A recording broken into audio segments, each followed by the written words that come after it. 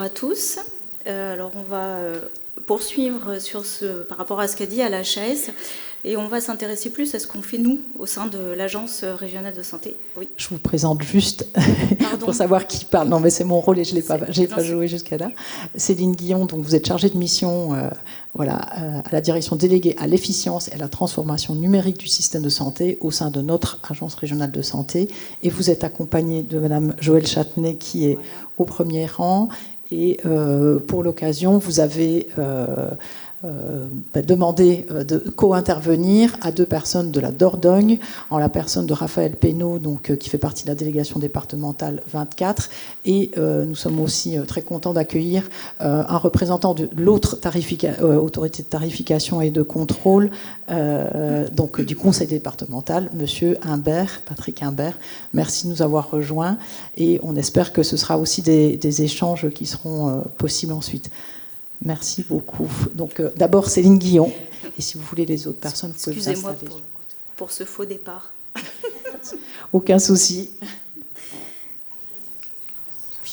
Alors, effectivement, donc, on continue par rapport à ce que disait la HAS et donc plus particulièrement pour savoir comment ça se passe au sein de l'Agence régionale de santé Nouvelle-Aquitaine. Donc, avec en perspective, vous présenter un premier bilan de ce qu'on a pu observer.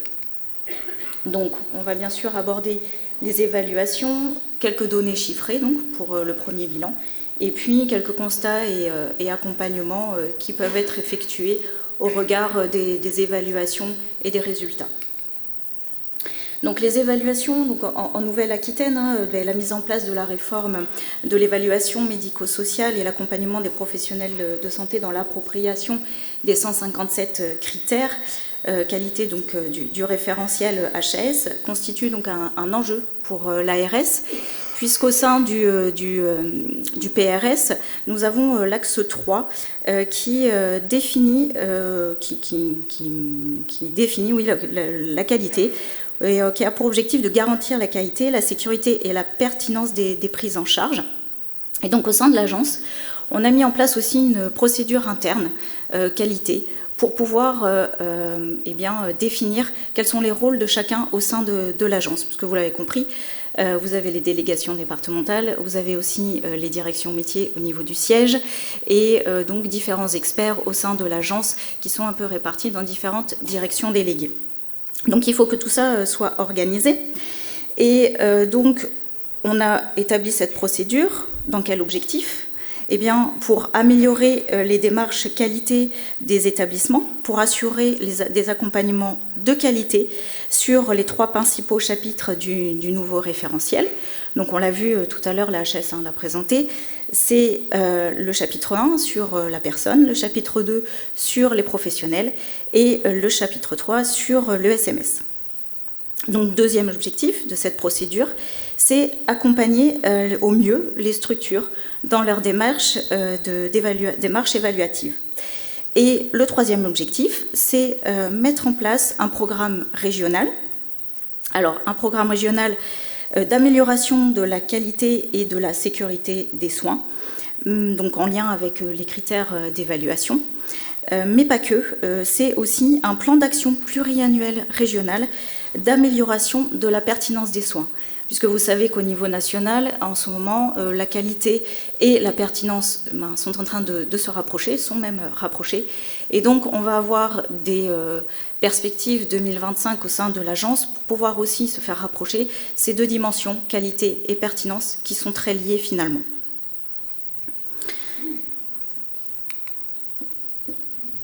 Donc, en termes de méthodologie, donc là, on arrive... Vous avez fait votre évaluation, vous nous envoyez les rapports. Donc les rapports sont adressés aux délégations, à vos référents en délégation départementale. Et ensuite, ces rapports nous sont adressés en direction métier. Donc avant qu'ils nous soient adressés, vos référents en délégation départementale procèdent à une analyse préliminaire, on va dire, sur justement les critères impératifs inférieurs à 4.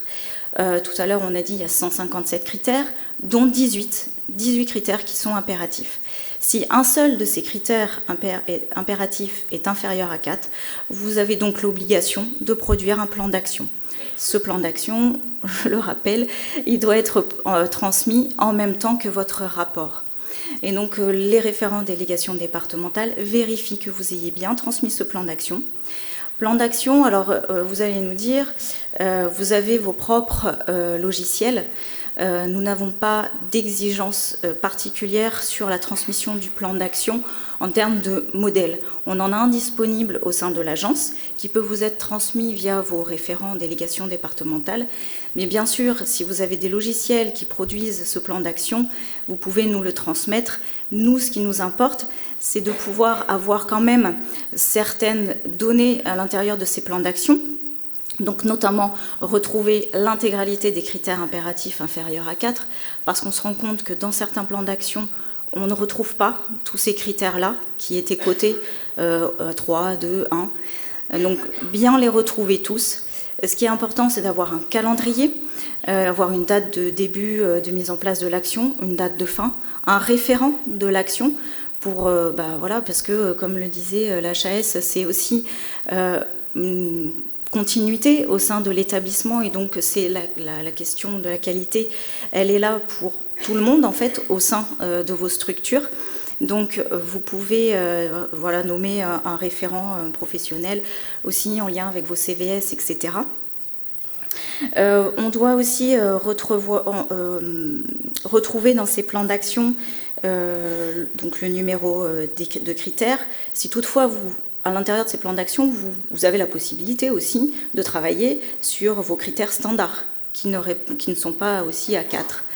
Donc on veut à ce moment-là pouvoir retrouver le niveau d'exigence standard impératif. Ensuite, une fois que cette vérification par nos collègues est effectuée, ils nous l'envoient. Ils nous envoient le rapport. Et vous pouvez peut-être être étonné des fois, les référents reviennent vers vous pour vous demander le fichier Excel extrait de SINAE de vos rapports d'évaluation. C'est quelque chose qui est très important pour nous. Vous allez nous dire, mais pourquoi vous nous demandez ça alors qu'on vous envoie la version PDF ? Oui, certes, mais la version Excel nous sert à nous pour pouvoir ensuite élaborer certaines statistiques, voir quels sont les critères impératifs inférieurs à 4 qui posent le plus de problèmes au sein des établissements, pour pouvoir ensuite mieux vous accompagner et vous proposer voilà, une aide pour répondre aux critères. Donc, une fois que nous, en direction métier, on reçoit ces résultats, on les centralise. Donc, c'est ce que je vous explique. On fait une veille et une alerte sur tous ces critères. Et on réalise donc communication des statistiques en lien également avec les tableaux de bord de la performance donc médico-sociale, mais pas que, puisqu'on peut aussi être amené à faire des liens avec les inspections contrôles qui ont pu se dérouler dans vos établissements, les plaintes et réclamations qui peuvent être déclarées, mais aussi les EIGS qui font l'objet de déclarations auprès de l'agence. Donc on est amené à faire tout ce lien parce qu'on ne peut pas prendre que le rapport d'évaluation au niveau qualité. On est obligé de croiser avec tout ce qui peut se faire et tout ce qui se fait au sein des établissements, mais aussi de l'agence. Ensuite, une fois que nous, on a produit certains outils, les collègues en délégation départementale les ont à leur disposition pour pouvoir mener les dialogues de gestion avec vous et ainsi pouvoir discuter des critères impératifs qui n'ont pas été satisfaits ou voir comment vous accompagner plus facilement dans votre démarche. On a également...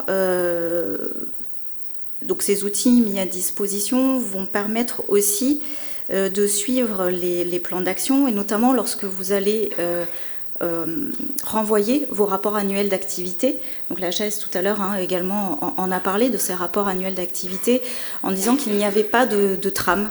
Effectivement, aucune trame n'existe sur ces rapports Par contre, on vous incite vraiment, c'est une obligation, donc à intégrer votre démarche qualité, intégrer toutes les actions, montrer ce que vous faites dans vos établissements.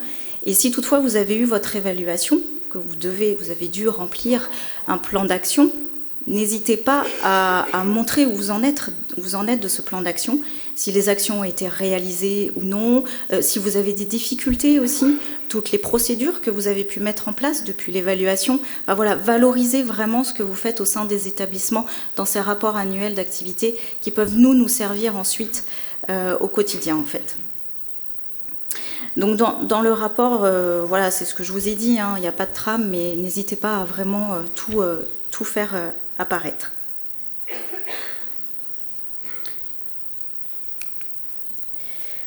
Alors en termes de préconisation, je rebondis encore une fois sur ce qu'a pu dire la HAS avec les organismes évaluateurs.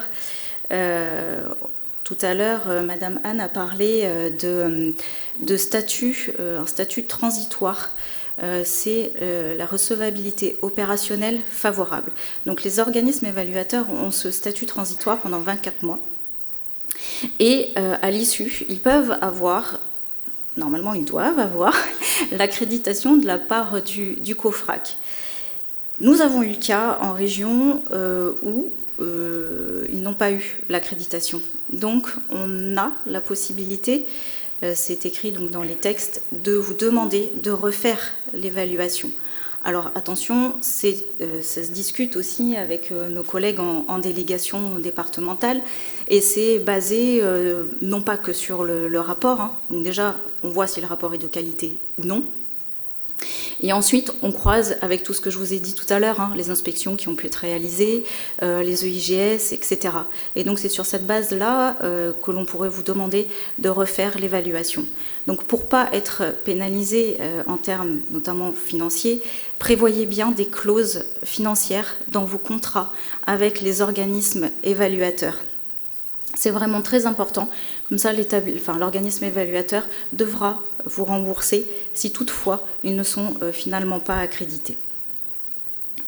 L'autre préconisation que l'on peut faire, et on attend vraiment les travaux de la HAS là-dessus, c'est sur les évaluations multi-ESMS, puisque l'exigence qu'il y a, c'est un accord écrit des ATC pour accorder ces évaluations multi-ESMS.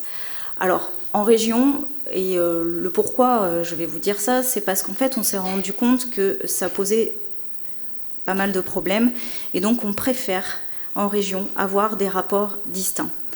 Et là, je sais que vous allez dire, oui, mais il y a un coût, on en a bien conscience, mais on se rend compte que les organismes évaluateurs peuvent des fois ne pas avoir fait assez de détails pour que l'on puisse juger de la qualité au sein de vos établissements. Donc voilà, on va essayer d'écrire une doctrine, nous, au sein de l'agence, pour 2025, du coup, pas fin d'année, pour essayer de vous aiguiller et de vous accompagner sur cette notion de multi-ESMS.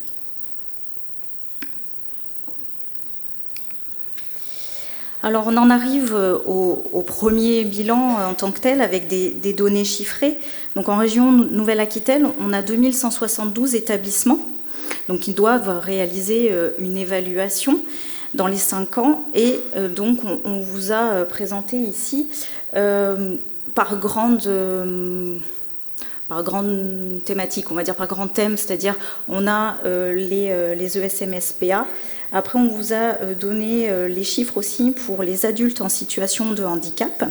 Également, sur les personnes confrontées à des difficultés spécifiques et les enfants adolescents en situation de handicap.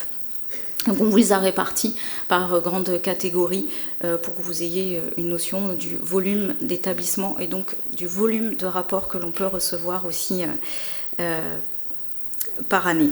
Et donc pour mieux se rendre compte du volume par année, on vous a ici repris le nombre d'évaluations qui est attendu par département et par année, et ce depuis 2023. Donc je ne sais pas si c'est assez lisible, mais voilà, vous avez de 2023 à 2028 par année les établissements, le nombre d'établissements par département qui doivent rendre un rapport d'évaluation. Donc on avait en 2023 178 évaluations qui étaient attendues. Et pour 2024, on en a 615. Petite précision par rapport aux arrêtés. Donc là, on est en train de les prendre, enfin les collègues en délégation départementale sont en train de prendre les arrêtés pour fin d'année 2024. Et de toute façon, si vous voyez que les dates ne conviennent pas, vous revenez vers vos référents pour pouvoir en discuter avec eux et voir si des reports sont possibles ou pas. Juste une précision par rapport à ce graphique que vous avez sous les yeux. Bien sûr, les établissements qui sont mentionnés en 2023, on ne les a pas réintégrés en 2028 pour ne pas fausser les statistiques, mais ils doivent bien sûr réapparaître et seront réévalués en 2028. Alors ensuite, là, c'est vraiment donc des données sur les rapports attendus. Donc les évaluations attendues. On avait 342 évaluations réalisées sur les 805 attendues. Ça fait à peu près 42% d'évaluations réalisées. Donc là, vous pouvez vous rendre compte de certains écarts, mais nous ne sommes pas non plus à la fin de l'année. Et donc on n'a pas forcément encore tout reçu et non plus tout renseigné dans nos bases de données.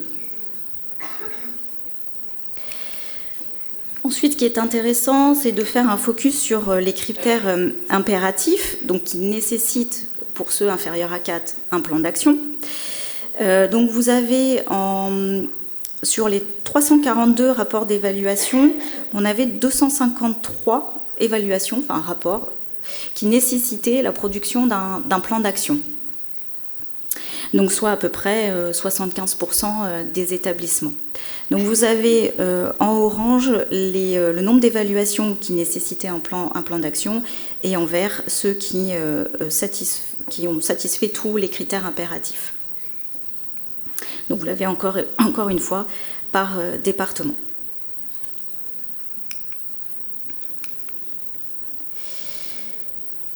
Ensuite, on a fait un focus sur les critères impératifs inférieurs à 4 et sur les 189 rapports que nous avons pu étudier. Alors là, cela représente le nombre d'établissements qui ont, par exemple, vous avez 20 établissements qui ont un critère impératif inférieur à 4. Vous avez 17 établissements qui ont 6 critères impératifs inférieurs à 4. Et vous avez un établissement qui a 17 critères impératifs inférieurs à 4.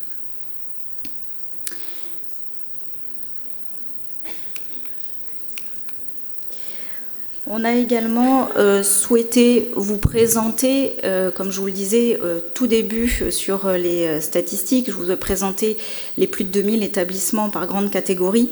Donc là, on a essayé de retraduire le nombre d'indicateurs impératifs inférieurs à 4 par grande catégorie d'établissements également. Donc les petits chiffres que vous avez en bas de la légende, c'est-à-dire ESMS-PA, c'est le nombre d'établissements en fait, et c'est la base de calcul pour les pourcentages. Donc ça se lit vraiment par couleur en fait. Donc pour vous donner un exemple, quand on prend les établissements relevant du secteur des personnes âgées, vous avez donc 86 évaluations qui ont été reçues.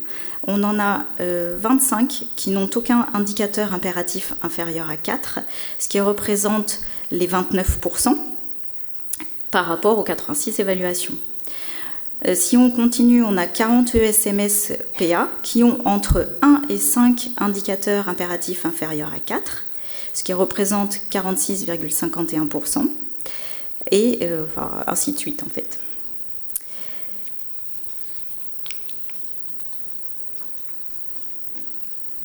Donc, toujours par rapport à ces critères impératifs et donc à ce que je vous expliquais tout à l'heure sur les accompagnements que l'on pourrait vous proposer et donc l'aide à apporter pour satisfaire ces critères.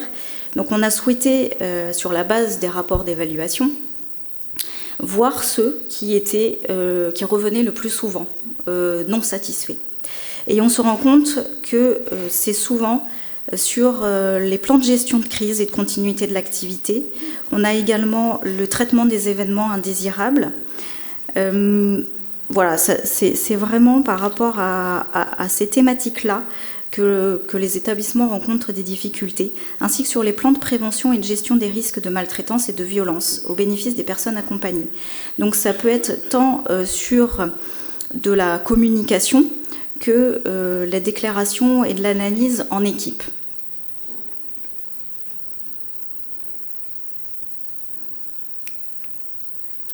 Donc par rapport à ces constats que l'on peut établir sur la base donc, de toutes ces statistiques, on peut se dire qu'il y a des accompagnements et vraiment un travail à faire pour pouvoir vous aider à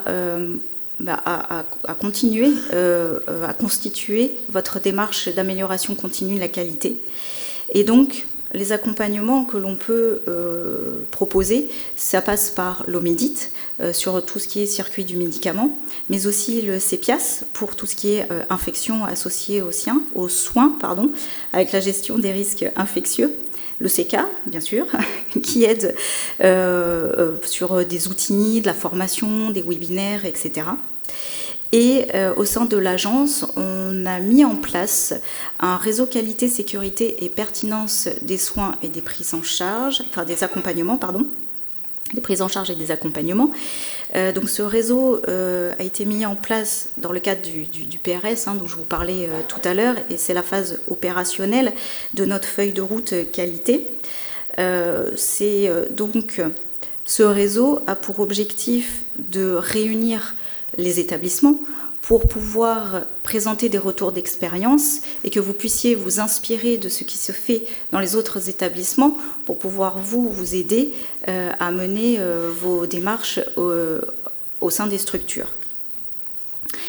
Donc il est à destination des acteurs et partenaires, qu'ils soient publics ou privés, relevant du champ sanitaire ou médico-social, puisque nous avons eu un premier réseau qui a eu lieu le 2 avril sur le secteur sanitaire, et donc un deuxième réseau qui a eu lieu le 13 novembre sur le secteur médico-social. Nous avons également mis en place sous l'espace Resana, c'est un outil collaboratif où vous pouvez demander à ce que vous puissiez avoir accès à cet espace Resana pour retrouver la documentation et donc notamment les comptes rendus de ces réseaux avec les présentations qui ont été effectuées. Donc pour ça, vous avez juste à nous adresser sur notre boîte mail que vous verrez à la fin de la présentation, le nom, prénom et adresse mail des personnes qui souhaiteraient avoir accès à cet espace. Et donc voilà la balle dont je vous parlais. Donc c'est ars-ana-qualité@ars.santé.fr. Je vous remercie.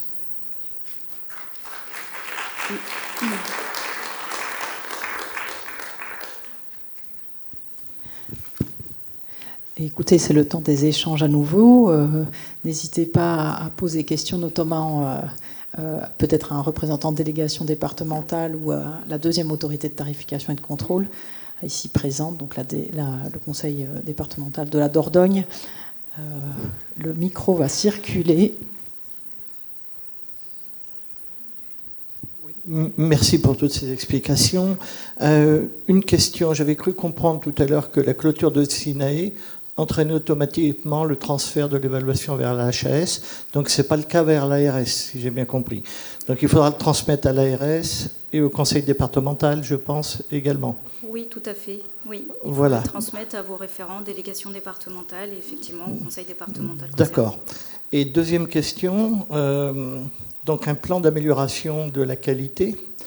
en tout cas des mesures correctives à apporter suite à l'évaluation. Vous avez dit en même temps que le rapport. Ça ne se fait pas automatiquement, ça. Je veux dire, souvent, ça demande de la réflexion, un certain nombre de choses. Mettre en place des démarches qualité, bon, ben voilà, puisque c'est l'évaluation qui va nous dire, ben voilà, sur tel critère, ça va ou ça ne va pas.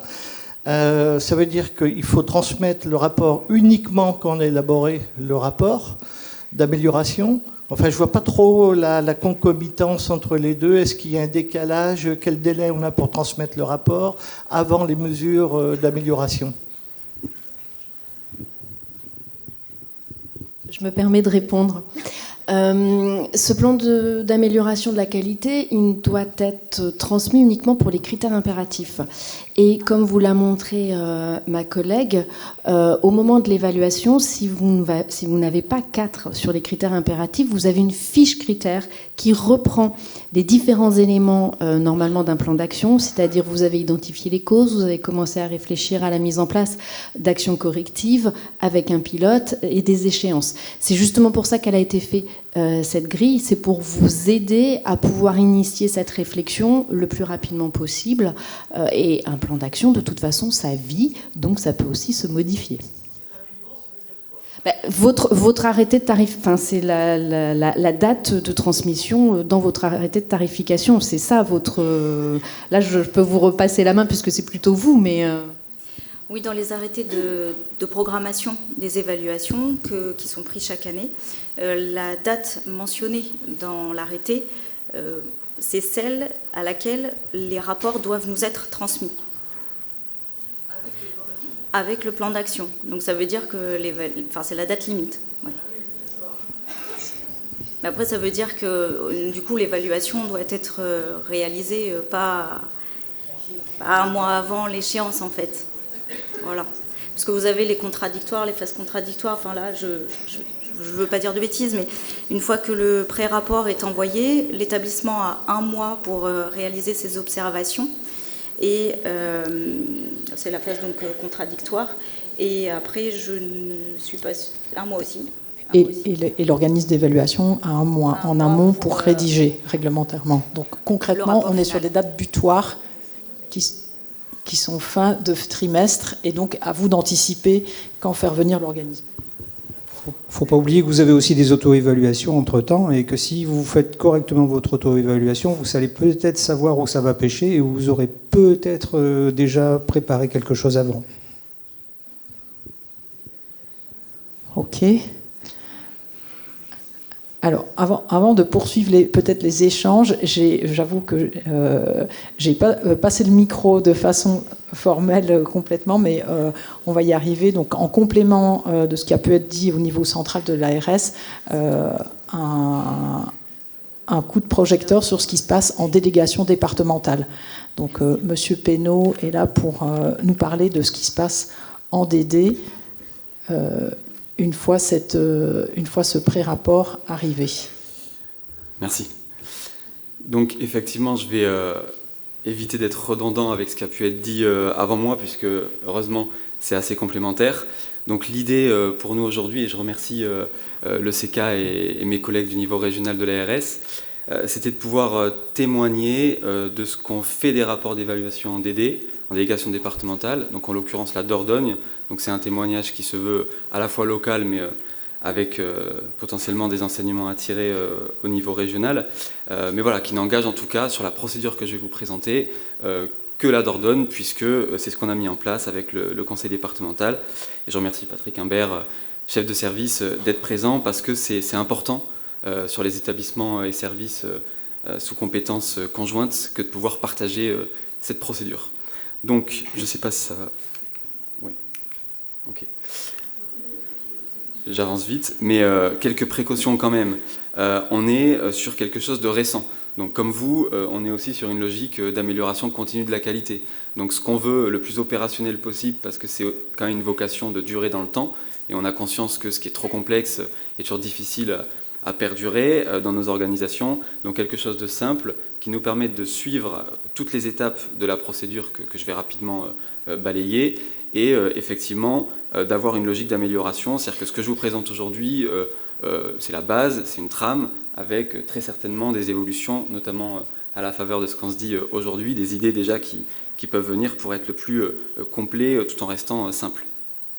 Donc au niveau de cette présentation, peut-être commencer avec un tableau qui n'est pas forcément lisible, mais c'est pas grave, ça appuie mon discours. L'idée, alors il y a des noms d'établissements, il y a des éléments qui sont mis, c'est très aléatoire, hein, tout ça c'est pour la présentation d'aujourd'hui, je vous rassure, donc pas besoin de chercher qui a un critère impératif ou pas. En tout cas, ce qui est sûr, c'est que ça, c'est vraiment notre base, c'est-à-dire qu'il y a l'arrêté de programmation dont Céline Guillon a parlé. Donc là, on est sur une logique quinquennale qui a été expliquée. Je pense qu'on a fait preuve aussi, on sait faire preuve de souplesse lorsqu'il y a des circonstances exceptionnelles qui peuvent nécessiter des ajustements calendaires. On espère pouvoir faire preuve de souplesse aussi sur la notion de multisite, mais ça a été évoqué, il y a des travaux en cours. Donc tout ça, c'est notre programmation pour qu'à la fin des 15 ans, donc de la durée de l'autorisation, on sache dire voilà, où on en est en termes d'évaluation sur les 2 évaluations ou les 3 qui ont été menées sur cette période, puisqu'on prendra en compte tous les rapports d'évaluation qui ont été faits jusqu'à la 13e année, qu'on sache dire un peu comment on se situe pour fonder notre décision de renouvellement d'autorisation, puisque le Code de l'action sociale et des familles maintient ce lien quand même entre les évaluations et l'autorisation via cette prise en compte des rapports. Donc ce tableau, il rappelle, dans un premier temps, vous le voyez, j'espère, la date de renouvellement d'autorisation. Ensuite, très important, parce qu'on a quand même beaucoup d'établissements, alors des chiffres ont été donnés au niveau régional, je ne vais pas forcément vous abreuver de chiffres pour la Dordogne, ça n'a pas trop d'intérêt, mais on a suffisamment d'établissements pour être perdus si on n'a pas un outil de suivi. Donc sur les dates de remise de l'évaluation, ça nous permet d'être au clair, ça nous permet de relancer les établissements qui arrivent à proximité de l'échéance ou qui ont passé l'échéance. On en a très peu eu pour l'instant qui étaient hors délai ou alors des circonstances exceptionnelles qu'on avait en tête. Donc ça, c'est important. On raisonne par trimestre. Je crois que c'est le cas de beaucoup d'ARS globalement. L'instruction nous dit trimestre ou semestre, mais voilà, on vous fixe des trimestres, ce qui vous permet de savoir à peu près quand et pas s'y prendre au dernier moment, comme ça a été dit. Donc un accusé de réception, c'est standard, ça nous permet aussi d'acter le fait que l'établissement ou le service respecte son obligation réglementaire, dont acte. Vous avez transmis le rapport d'évaluation. Accusé de réception qui est très simple, un peu plus sophistiqué, j'allais dire, avec un courrier si on a des critères impératifs, un ou des critères impératifs qui n'ont pas 4, mais j'y reviens pas, puisque à partir de ce moment-là, ça génère l'obligation de transmettre un plan d'action. Donc là aussi, on le trace avec la date du retour du plan d'action. Alors on a intégré cette possibilité, même si effectivement le souhait c'est d'avoir une simultanéité de transmission. On a quand même des établissements qui ont eu un petit laps de temps, donc on leur rappelle cette règle, mais voilà, on sait aussi qu'il peut y avoir des effets différés, donc on le trace pour être au clair. Date d'envoi du rapport final de la fiche d'analyse du plan d'action au siège, donc ce qui était dit tout à l'heure, qui ensuite sort tout un tas d'analyses et de statistiques sur des fiches qualité. Donc ça c'est intéressant d'un point de vue macro pour avoir une idée de là où ça pêche, les points forts, et c'est ce qui permet, je crois, à Céline Guillon de dire qu'il y a certains points qui au niveau régional ressortent comme étant perfectibles, même si tous le sont par principe. Donc ça, c'est important pour nous. Et puis, alors je passe sur la fiche qualité qui est générée par le siège. On a également en DD produit une fiche d'analyse interne qui nous permet d'être un peu plus précis, parce que c'est vraiment un outil de suivi et du rapport, mais aussi de la vie plus globale de l'établissement, j'en parle un peu après, sur comment l'établissement se situe, sur les différentes thématiques de la démarche qualité qui sont quand même très larges. Donc au niveau de cette fiche interne d'analyse, elle va être revue, mais déjà vous dire que pour chaque chapitre, on reprend les critères impératifs. Et même s'il y a 4, on sait qu'il y a des choses qui se disent, et nous, ça nous intéresse de voir comment l'établissement se situe, même si a priori, lorsqu'il y a 4, il n'y a pas forcément d'axe majeur d'amélioration, ça a été dit. Donc ça, je ne sais pas si on... Ah, bon, c'est pas grave, mais pour chaque critère, donc vous avez des critères, pour chaque chapitre, des critères impératifs, pas le premier, des thématiques, et donc ça nous permet de suivre tout ça. L'idée, c'est de ne pas s'arrêter uniquement aux critères impératifs, c'est aussi d'aller voir un peu ce qui se passe sur le reste, bien sûr, même s'il y a une priorisation, et donc d'être en capacité, via une synthèse un peu finale, de porter un regard global sur la dynamique de l'établissement. Et donc, c'est très utile à la fois pour le suivi de l'établissement en ARS. Disons que c'est un outil supplémentaire par rapport à tous ceux qui ont été cités sur les EIG, les réclamations, les contrôles, etc. Parce que c'est ce qui nous permet quand même de connaître aussi la démarche au sein de l'établissement. Et nous, si vous voulez, lorsqu'il y a des dialogues de gestion, que ce soit dans le cadre d'un CEPOM ou autre, lorsqu'il y a des projets qui sont déposés dans le cadre d'appel à projet ou d'appel à candidature, on a besoin aussi, au-delà de ce qui est dit dans le dépôt du projet lui-même, de se référer à des éléments de connaissance exogènes. Et donc le rapport d'évaluation fait partie de ces éléments. Donc c'est comme ça qu'on a conçu cette fiche. C'est dans 2, 3, 4 ans, avec toutes les évolutions annuelles qu'il peut y avoir évidemment, d'être en capacité d'avoir un regard très rapide sur les différentes thématiques.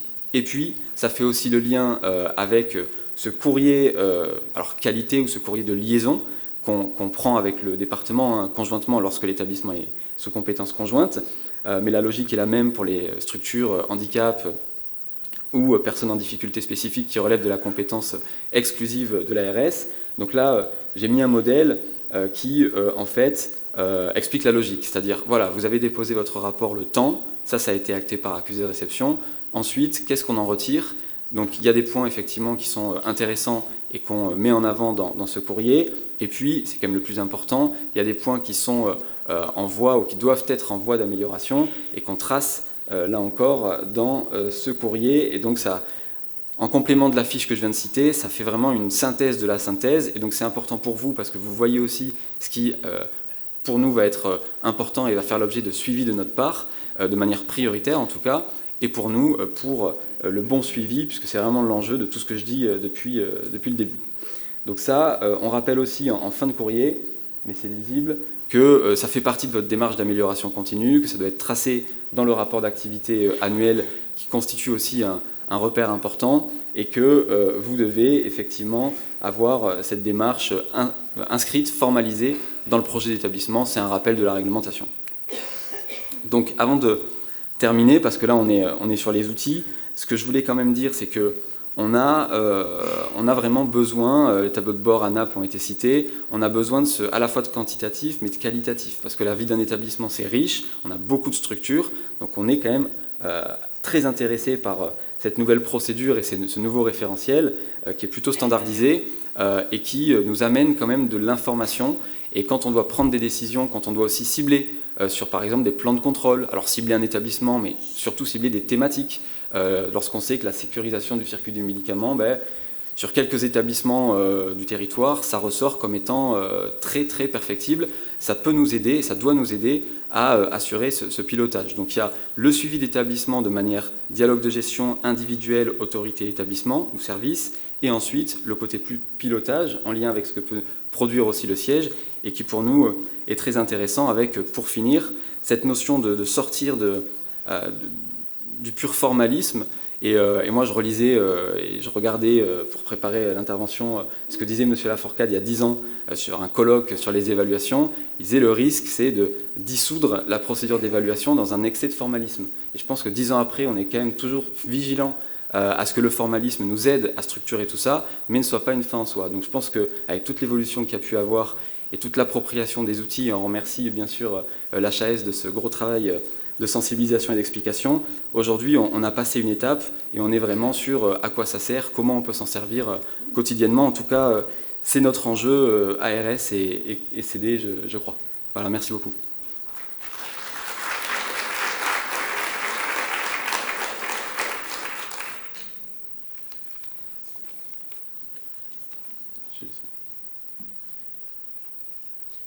Juste un petit mot pour dire que ça ne peut fonctionner que si les deux administrations sont à travailler la main dans la main.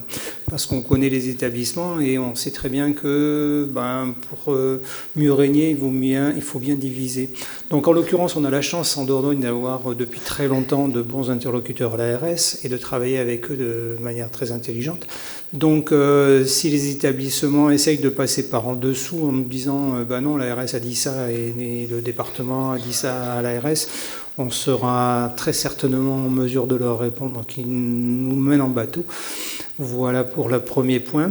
Et donc le deuxième point, juste un petit retour d'expérience. En Dordogne, on a depuis 2016 les résidences autonomie sont des établissements à part entière. Avant, c'était les foyers de logement, les RPA, etc. Ils n'avaient pas vraiment conscience qu'ils étaient des établissements. Donc la loi SV+, après les décrets de 2016, leur ont rappelé que c'était des établissements. Et on a mis en place avec ces établissements en Dordogne, au niveau du département, puisque c'est notre compétence propre, on a mis en place des groupes de travail avec eux. Donc on a fait le projet d'établissement, on a fait le contrat de séjour et on a fait l'évaluation interne. Et donc on a mis en place, avant que la HAS mette en place ses propres critères d'évaluation, on a mis en place avec eux des critères d'évaluation, avec un petit tableau Excel, nous aussi. On n'a pas fait très intelligent, on a fait la même chose. Et ce qui peut en ressortir, et c'est ça qui est important, c'est l'émulation. Le fait que ces établissements se sont rendus compte que c'était des établissements, le fait qu'ils avaient des résidents, et non pas des locataires seulement, le fait qu'ils avaient des choses à faire, et qu'il fallait les faire, et qu'il y avait une manière de les faire. Tout ça s'est apparu à ce moment-là. Et donc, pour des établissements qui partaient de très très très loin quand même, parce que franchement, ils ne savaient même pas qu'ils étaient des établissements, on est arrivé à avoir une émulation très très forte, avec maintenant des établissements qui nous appellent, qui nous envoient des mails pour nous demander qu'est-ce que je fais dans telle ou telle circonstance, alors qu'ils n'y avaient jamais pensé avant. Donc je crois que c'est quelque chose de très important et que l'évaluation, c'est pas quelque chose qu'il faut faire par-dessus la jambe, il faut vraiment, vraiment s'y atteler avec beaucoup d'attention. Je vous remercie. Merci beaucoup.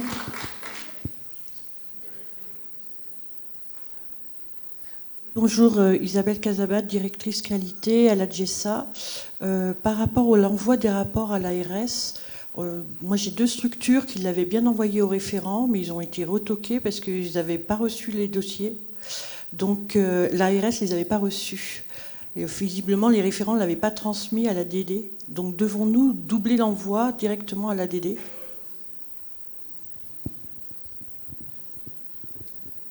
Réponse à chaud. Pardon, non, pas utile. Enfin, non. Vous envoyez à vos référents en délégation départementale. Il n'y a pas de souci, pas la peine d'envoyer au siège. C'est peut-être qu'il y a eu un couac, ça peut arriver. Désolée. Donc un seul envoi du rapport, en l'occurrence à l'ADD, en la personne du référent. OK, avec le plan d'action quand il y a besoin. Ça, on l'aura redit comme ça.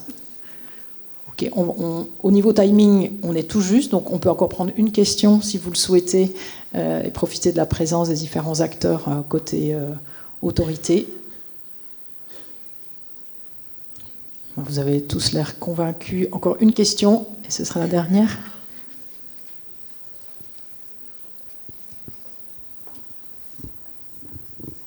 Bonjour, Sandrine Goudal, je suis ingénieure qualité dans un établissement en Dordogne. J'avais une question par rapport aux arrêtés de programmation pour les SIAD. Ils ont été retirés des arrêtés de programmation l'année dernière. Est-ce qu'ils vont être remis cette année et sur quelle programmation ? Je pense que la réponse, elle est quand même commune aux autres départements aussi. On est sur un stand-by, réforme des services autonomie à domicile, donc pour le coup, on est quand même dans cette attente aussi en termes de programmation. Ça aurait peu de sens de demander à ce qu'on appelle encore des SIAD ou des services d'aide et d'accompagnement à domicile de déposer un rapport d'évaluation alors qu'on est en train de construire les services autonomie à domicile qui, pour le coup, feront l'objet d'un seul rapport d'évaluation en tant que structure autorisée. Donc en termes de programmation, là, on est en train de finaliser l'arrêté 25-29, 5 ans. Ils ne sont pas dedans. Mais peut-être des précisions sur l'après. Pardon, une précision. Donc, effectivement, certaines DD ont une autre façon de faire et intègrent quand même les SIAD, sachant qu'il y a cette réforme. Donc voilà, sur certains départements, ne soyez pas étonnés de les voir, mais tout simplement, ils seront décalés très probablement. Par exemple, si vous les avez en 2026, je ne pense pas que l'évaluation ait lieu en 2026. Donc voilà, elle serait décalée, quoi. Donc ne soyez pas étonnés de les voir dans certains départements apparaître dans les arrêtés. On est sur l'idée d'un moratoire, c'était ça. Ok, jusqu'à la fin de la réforme. Ok. Bien, merci beaucoup à Madame Cotin. Je voudrais juste, Sylvie Cotin, directrice déléguée à l'efficience à l'ARS, je voudrais juste rajouter quelque chose au niveau des plans d'action. Le plan d'action, c'est pas quelque chose de forcément très intuitif quand on n'a pas fait de gestion de projet. La gestion de projet, c'est pas forcément les métiers des personnes qui travaillent dans les structures. Donc, on a prévu à l'ARS d'aller dans chacun des départements et en collaboration avec les DD de reprendre les établissements qui ont des plans d'action à faire, pour lesquels éventuellement il y a des difficultés dans la rédaction du plan d'action, et de faire des ateliers. D'une part, ça vous permettra de rencontrer les acteurs de proximité que sont les DD, et deuxièmement, nous travaillerons sur cette formation un peu de gestion de projet, de c'est quoi un plan d'action, comment ça se rédige, et comment on fait pour atteindre l'objectif de façon très simple. Parce que bien souvent, dans les plans d'action, les personnes autour de la table se retrouvent en difficulté de ne pas savoir comment atteindre l'objectif et comment s'y prendre, alors que c'est très simple, c'est finalement qu'est-ce qu'on fait aujourd'hui et comment on devrait faire. Et on se tracasse parfois sur la façon dont on doit rédiger quelque chose pour l'administration, en se disant qu'il y a des attendus très forts. Or non, ce sont des petites phrases de ce que vous faites au quotidien tous les jours et de la façon dont vous pouvez atteindre la cible. Voilà. Merci. Effectivement, sans doute atelier sur 2025 qu'on est en train de préparer. Ok, toute dernière intervention et je vais inviter ensuite à passer à l'éthique. Je voulais juste rebondir sur votre intervention parce que nous-mêmes, nous sommes en difficulté pour rédiger un plan d'action. Et donc, nous avons eu l'évaluation externe déjà. Et donc, nous sommes dans cette étape-là de remise. Donc, s'il y a des ateliers ou des moyens ou des personnes qui peuvent nous aider du coup à rédiger, et ça, je pense que ça nous aiderait beaucoup. Donc, je ne sais pas s'il y a des réponses. Je pense que c'était le sens, effectivement, de ces ateliers. Ouais. Ou c'est le sens qu'ils auront. D'accord. Alors, sur la Charente, pas plus ni moins que les autres départements. L'idée, ce serait d'avoir un atelier par département sur 2025. Donc après, vous donnez le timing, c'est un peu trop anticipé, mais l'idée, elle est là. Oui. Voilà.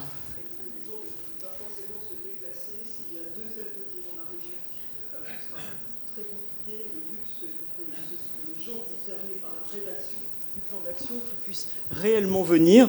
Par conséquent, en faisant au moins un par département, même si le département est un peu grand, on réduit quand même si on augmente la volumétrie des ateliers, on permet à plus de personnes de pouvoir faire ces ateliers, les suivre. Et de toute façon, un plan d'action, ça sert toujours par rapport à la logique dans laquelle il faut travailler pour avancer au quotidien.